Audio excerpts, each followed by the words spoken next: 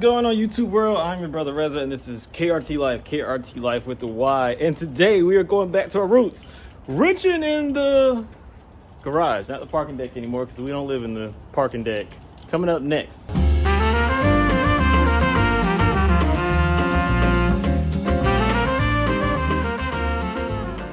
So since our family has become a full Yoda family, there has been a substantial drop in the amount of wrenching in the parking deck videos that we have been doing, and y'all might be wondering why. Well, Toyota, da-da-ba-ba-ba, I'm loving it, or something like that. I don't think that's the jingle. But anyway, we're about to go ahead and jump into it and change the starter on my mother-in-law's RX 350, right meow, and let's jump into this. I'm tired of recording this part. And the starter lives right there. You see the little round thing right here? Can this thing focus? It's hard to focus with one hand, but that is what we're trying to aim for right there and get that out. Now to get that out, I'm pretty sure I have to pull off all these little plastic air intake bits and this battery. And that looks like that should be it. And I should be able to get that starter out. And I need to change that little hood strut right there. So we're gonna go ahead and do that first. And then we're gonna dig into this starter and hopefully get Babushka's car back on the road. It has an intermittent starter failure, so that is what we were trying to overcome. Okay, so this gas strut, about to take it out. I've done videos before specifically on how to remove these things. It's very easy, and I don't know why people don't replace them, because it's a very, very quick repair. And hopefully I don't smash my phone doing this. So yeah, all you need is like a flathead tool like this, and you're gonna just pry right here under this little doohickey that connects this part of the gas strut to the little ball that's under it. And sometimes you have to let's see, did I do it? There it goes, see? But sometimes every once in a while you have to actually unscrew this little piece right here on some of them, because they don't come off right here. But this one does come off just like so. So now I'm gonna do the bottom part the same way. Now this is probably gonna be kind of wonky to get to this because of where it's positioned. Ugh. Come on. Oh, look at that. Easy peasy. But as you can see, if I can get this thing in front of the camera. Where is the camera? There we go. All right, so since this is in front of the lens now, I just took this flathead and I pushed it. And you see this is kind of designed with this little, damn it. This is designed with this curve in the front of it. So as you push this forward, up and forward rather, it releases this little clamp right here that's connected to the little balls. Is it in the shot still? Yeah, it is. That little ball right there. And that's how you take these apart. So it's really fast, really easy to replace. And for some reason, a lot of people just never replace these things when they become like this, because you shouldn't be able to do this. Not this easy, at least. Now we're going to replace it with this replacement support right here that we got from the local parts store. The bigger side on this car goes down, and it just clips right in. It should be fairly, there it goes, boom. Now, as you notice, this part right here is a little bit at an angle and too long. So what I have to do, I'm going to push the hood up and safely remove my axe, my battle axe. And then I'm gonna reattach this part to this part, like so. Did a catch. As you can see, the hood strut is supporting the hood instead of an axe. Now we can move on to the starter. Whoa.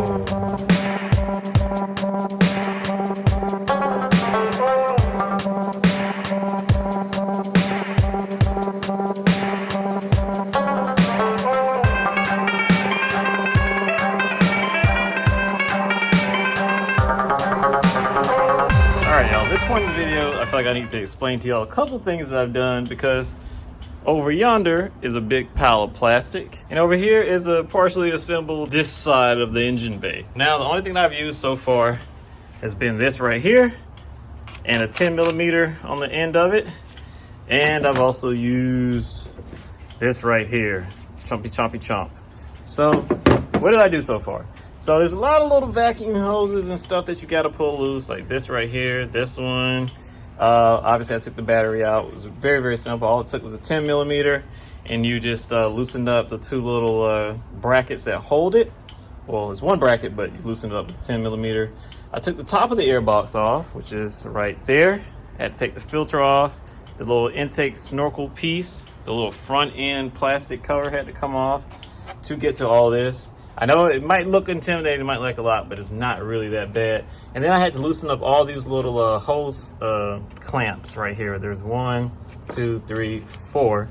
And I loosened up 3 of them because that was the only way that I could get the top of the air cover off, which is right there, with another little piece of, yep, you see it, vacuum hose. And yeah, so now this is where I am. So now I got to pull this part right here out. And the screws to pull this loose are 10 millimeter again, and they are on the inside of the bottom part of the air box. So you got to pull the filter out, get under there, get these screws out.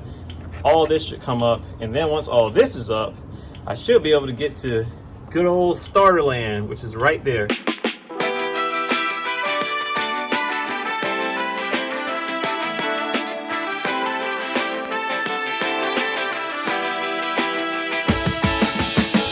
And voila, the bottom part of good old Airbox is off.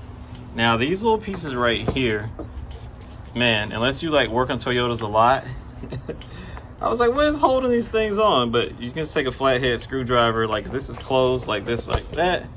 You could take a flathead, where's my flathead? Oh, here's my flathead. And you can just pretty much wedge it up in there like so. And yeah, you can pop this open when it's holding onto that cable, and there you go. Then you can release the cable. And what cable might you be wondering? This one right here is the one that runs on the back side of that box, and it's kind of tricky to get to.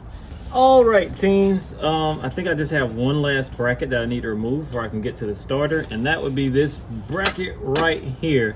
And I know this looks like a jumble crazy mess right now, but trust me, there's not that much going on here. It's just a bunch of vacuum tubes and loose wire. So once again, 10 millimeter. I'm gonna take this off.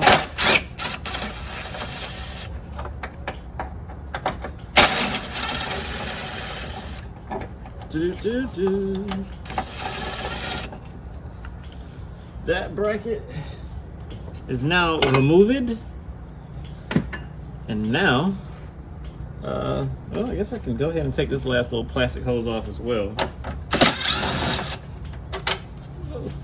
Almost dropped the screw. Don't drop the screw. So we have finally access to our starter right here, which is right there. And if we pull this little plastic cap off, a rubber cap, this is one of the screws that we have to remove. And the 2 screws that we have to remove to get this out are right there and right there. And I believe they're both 14 millimeter screws, and I think this is another 10 millimeter screw. So this should be pretty straightforward once we get to this point. So wish me luck. All right, teens, there was an audible on the play. So part of the joys of wrenching is that every once in a while things break, and I'm gonna show y'all what broke.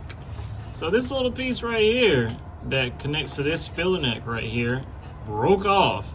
And why did it break off? Well, I was over here using my breaker bar to get these bolts loose on the starter, and put a little bit too much tension on that, and this thing snapped like a twig. But I realized that this part can be replaced, so I looked it up online. Hold up, my camera's going wonky. Sorry, y'all. Okay, boom. So I looked it up online, and they do have it in stock in my local. My light is fighting me too. Okay. So I looked it up online, and this thing is available at my local part store. So I'm about to pop this piece off. This little collar right here has to come loose, and then this piece just pulls off like this. Then I'm gonna get a replacement from Ye Old Auto Store. I almost thought I had to replace this entire radiator. I was like, no, but things do happen when you're out here wrenching. So always be careful when you're putting your body weight on stuff. All right, so a quick word of advice. I had to, on getting this little piece off right here, that goes onto this little fill part. This thing was on really, really tight in my instance, and I had to use a little mini crowbar to get this thing loose, and I had to apply a little bit more force than I was comfortable with to get this thing off, and I was scared I was going to actually damage this part, but luckily yeah, it just came off eventually after some convincing, some very gentle convincing, I might add, especially after that part right there breaking. And yeah, so now this thing is finally off, and I can go run to the part store and get its replacement.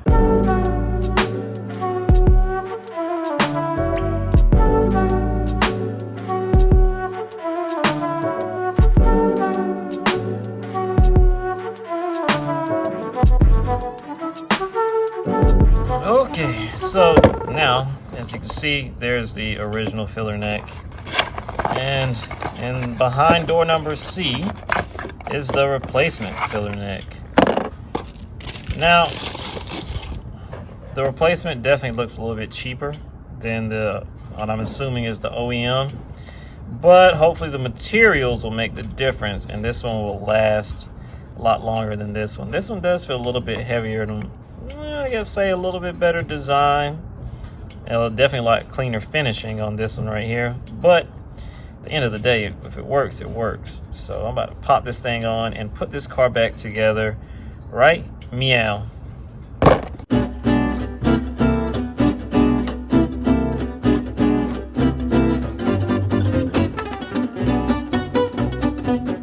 All right, now that this is attached, all I gotta do is put these hoses back, and now we can get back to our regularly scheduled program of changing this starter right here, and then we can put all this plastic back in and the new air filter. So now let's finish this job. The moment of truth is finally here.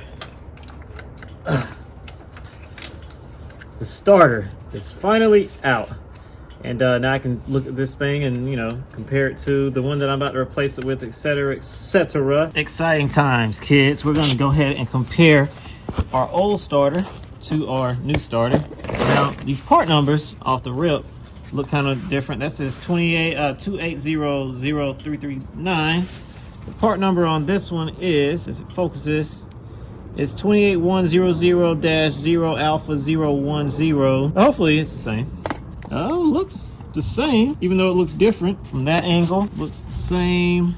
So I would say it's safe to say that this is what we need. So putting this back, we have to put the 14mm screws back through these two holes, back through the back side of the engine right here, as you can see where the holes are down here.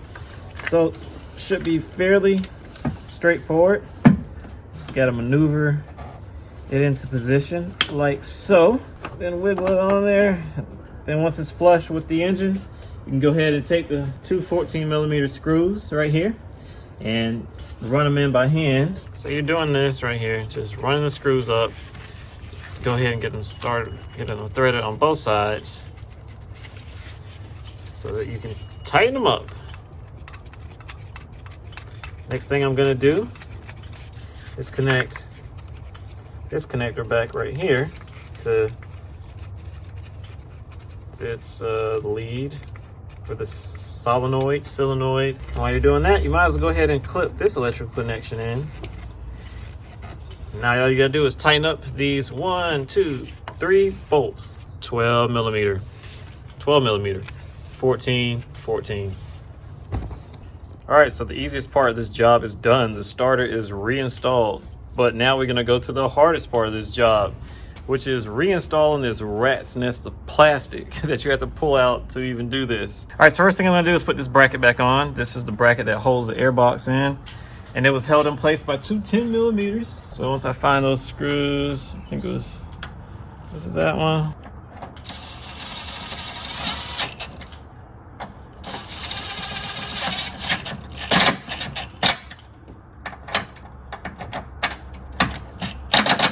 All right, next piece is the bottom of the airbox, held in by 3 screws, as you can see, 1, 2, 3.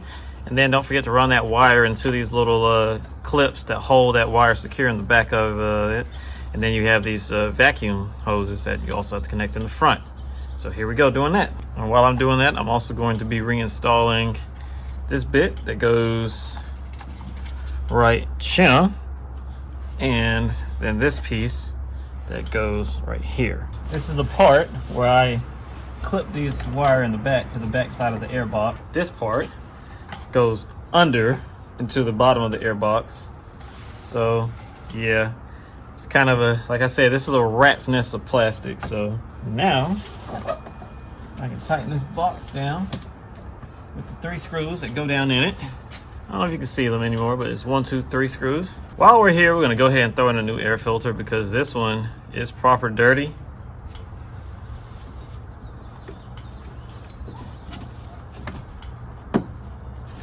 Battery tray was just sitting on there. Battery tray just sits. like so. All right, this little bit, the little part that comes up to the top of the air intake area. Get all this stuff out the way. Now we're going to connect the top of the airbox that has the mass airflow sensor and other vacuum hoses and stuff connected to it. It's going to be a bit wonky because this little piece right here kind of gets in the way. All right, my electrical connection is back on now. These vacuum hoses on this side, got to put these back. All right, my vacuum lines are all back where they need to be for vacuuming. I still have to connect this connector right here. Where is the wire for that? Getting down to the wire, all I gotta do is hook this coolant hose up, and it has connection points hit there and there, and then you just gotta slide it back onto there like so. Now I just need to move my clamp. All right, there's a few more pieces of plastic and some screws that need to be connected up here in the front. 3 more screws, one right here, one right here, and one right there.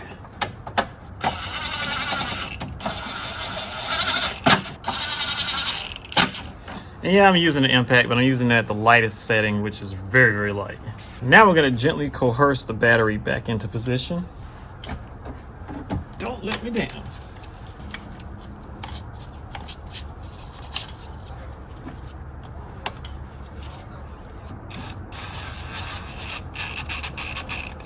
This.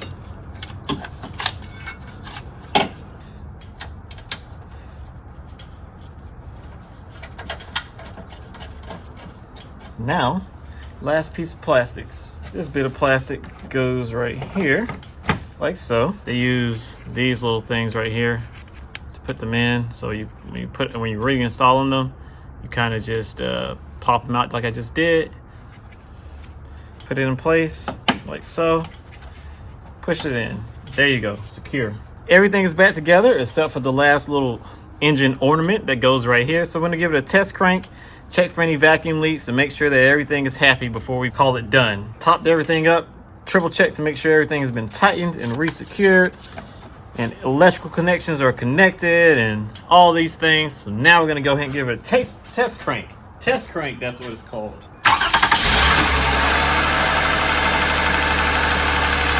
And voila, just like that, it is back and ready to go. So now let me go ahead and just put the cover on. Pop the engine ornament back in place.